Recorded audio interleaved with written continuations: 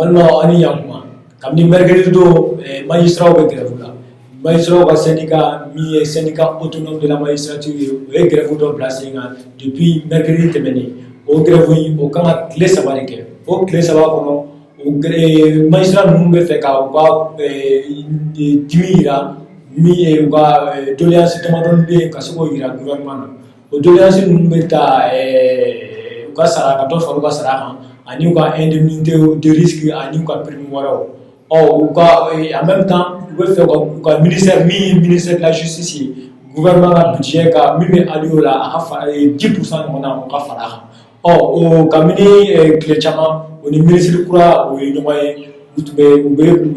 kuma caman kɛ ka négociation kɛ nka u ma se ka sabati comme u ma se ka sabati u ye grève bila sen kan kabini mercredi don u bɛ sen na wa an bɛ se k'a jateminɛ tribunal caman na Bamakɔ ani Mali fan caman baaraw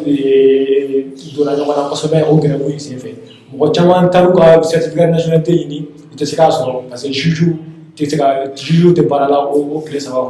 kɔnɔ ni ko o kɔfɛ ni min bɔra o kɔfɛ n'Ala sɔnna an b'o da o tulo kan nka n'a o bɔra yen fɛn inondation sanba minnu nana ni tile filani ninnu na u ye tiɲɛni caman kɛ Mali fan caman direction générale de la protection civile ye kunnafonidilaw wele kunun ka se ka ɲɛfɔli kɛ o inondation ninnu na o inondation ye mɔgɔ 13 ɲɔgɔnna de faga de sara o inondation ninnu na Mali fan 14 bɛɛ la o mɔgɔ 13 saba sara Kulukoro 4 sara Bamakɔ 5 sara Sikaso 1 sara Segu yɛrɛ o n'a ta o ta o ma d'aw ma wa mɔgɔ 1 tunun'a la wa mɔgɔ 2 fɛnɛ dɛsɛra kosɛbɛ a inondation ninnu na wa hali dégâts wɛrɛw kɛra min ye mɔgɔ ka so binna mɔgɔ ka